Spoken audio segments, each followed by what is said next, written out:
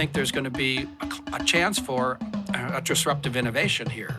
Many of these things just, businesses kind of exist until they can't exist. And they won't change. I mean, this is the whole idea of disruptive innovation. Kodak, Nokia, famous stories that they see the change, but they can't change. I think American agriculture is in this same thing. I call it madness. I just did a little film about this. I call it madness, doing the same thing and expecting different results. In every business sphere, disruptive innovation has left its indelible mark.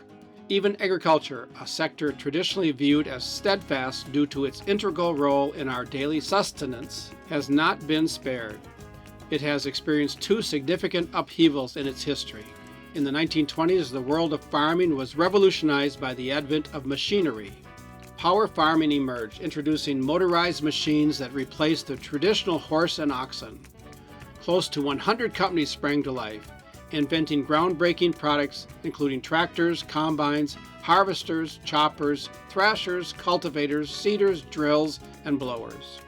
Fast forward to the 1970s, agriculture was once again disruptive, this time by the power of chemistry. Industrial farming brought with it processed NPK fertilizers, herbicides, fungicides, and insecticides. Over 1,000 different products were introduced, many being derivatives of the chemical warfare developed during the Vietnam War. These treatments were directly incorporated during the tillage, seeding, cultivation, and harvesting of crops through attachments to power farming machinery. Now in the 2020s, we are witnessing a new wave of disruption, fueled by biology. Plant genetics are being engineered to withstand specific pesticides, allowing the crop to flourish unhindered. A seed can be sown, a chemical treatment applied, and only that plant will thrive in that soil. Each of these seismic shifts in technology has led to a significant overproduction. In the 1920s, grain bins were surrounded by 3 years' worth of wheat.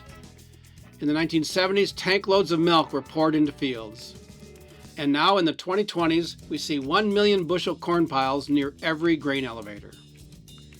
We find it absurd that Kodak continued to operate its film factories even as digital cameras took the world by storm.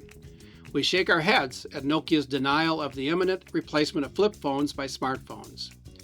Yet here we are, watching as mountains of corn grow larger year by year, and in 2025, farmers are set to plant more corn than ever before, over 95 million acres in the U.S. alone. A question worth pondering is, what triggers disruption?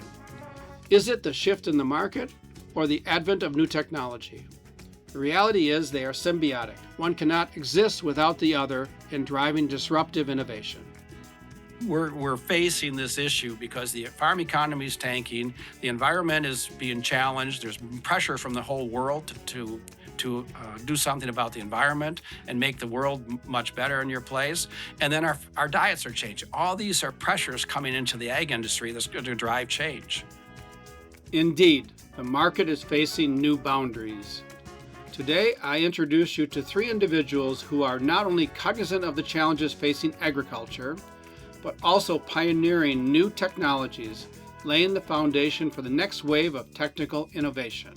Everything has gotten so much bigger, and is that it's increased productivity on a per person basis somewhat, but at the same time, the cost has outpaced the machine productivity rate. Not only have machines got more expensive, massively more expensive, they've gotten more expensive on a per acre basis and a per bushel basis. So it's the inverse of Moore's Law. Like, it's the only area in the world where you get less and less for your money every year with automation. I believe that the big tractors run around with 4 tracks, all that. I think they're dinosaurs. I think we're watching dinosaurs stomping around and all of that. I believe that the automation thing is disruptive, and there's lots of folks out there that would try to do it. The biggest cause of soil degradation isn't wind or water erosion, it's tillage erosion. A farmer who field cultivates their field or uses these high-speed discs will always look over the field when they get done because it looks pretty and think, I did a good job. And they fold up the machine and have the sensation of a good job done instead of, I just did the most destructive thing I can to this asset. future generations would be very, very expensive to try to remediate.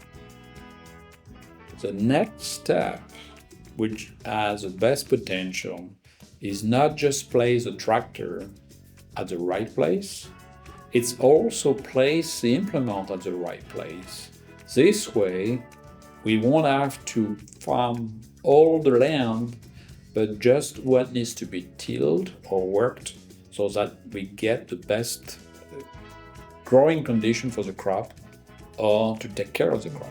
And that's implements guidance. And that means controlling the right and left location of the implement in relation to the AB line. The rainfall, the water you get, you don't own it. You're just borrowing it. It shows up.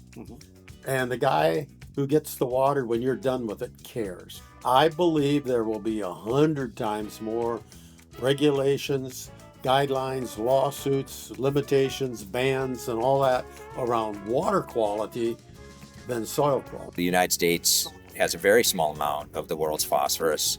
When you look at what are published as known reserves, it's 40 years worth. Within the next generation, we're out of this thing that all of life depends on. We're sleepwalking into a serious crisis. The long-term crisis is, are we abusing the soil so bad that we're going to end up having to be so efficient, and usually efficient means more chemically induced, and then every now and then stuff happens that later on you find out that wasn't such a good idea.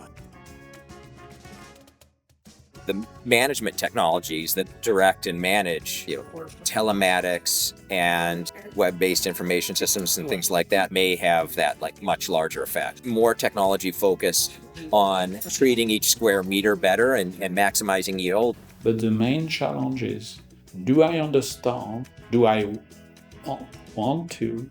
Do I know what I have to learn? Have I a desire to learn?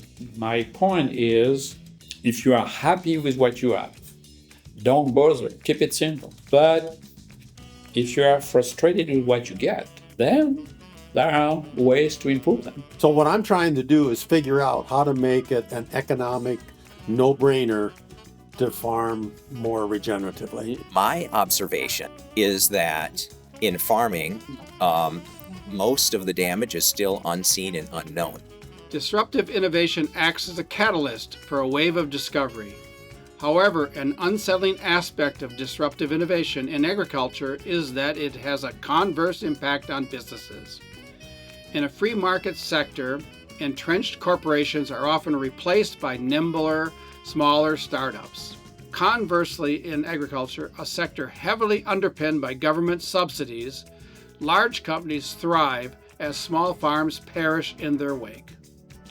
In the 1930s, over 750,000 family farms were forsaken. Fast forward to the 1980s, and another 250,000 farms ceased operations. This impending disruption will not reverberate through Wall Street, but instead send shockwaves through rural America, further exacerbating its decline. The looming disruption serves as a stark reminder of the need to bridge the gap between technological advancement and sustainable farming practices. It's a call to arms for innovators and policymakers alike to ensure that the pursuit of progress does not come at the expense of our rural communities and small-scale farmers.